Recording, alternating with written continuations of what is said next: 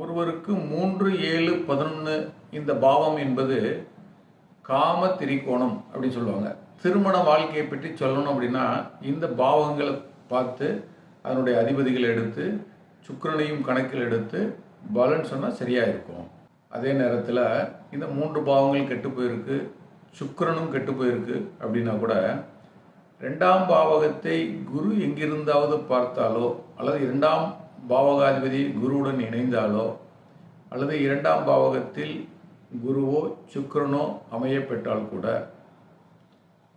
அந்த பாவகம் நீச்சத்தன்மை அடையக்கூடாது. அப்படி இருக்கும் பட்சத்தில் குரு பார்த்துச்சுன்னா இந்த ஜாதகருக்கு திருமண வாழ்க்கை நன்றாக இல்லை, 3, 7, 11 நல்லா இல்லை, சுக்கிரன் கெட்டு போயிருந்தால் கூட திருமணம் என்ற ஒன்றை நடத்தி அதன் பின் அதன் மூலமான பிரச்சனைகளை கொடுத்துவிடும். குரு கல்யாணத்தை பண்ணி வச்சிரும். ஆனால் மற்ற கிரகங்களும் மற்ற பாவக வலிமையும் ஜாதகரை திருமண வாழ்க்கையிலிருந்து கலட்டி விட்டு சங்கடங்களை கொடுத்துவிடும்.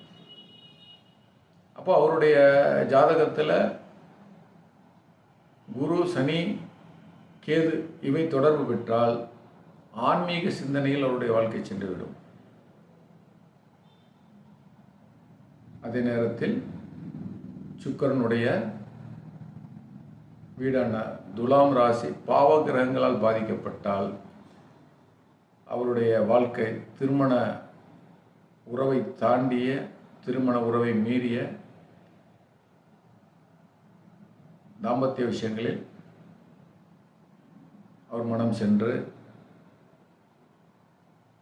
கடுமையான கெடுபலன்களை செய்து அதன் மூலமான உபாதைகளை கொடுத்துவிடும்.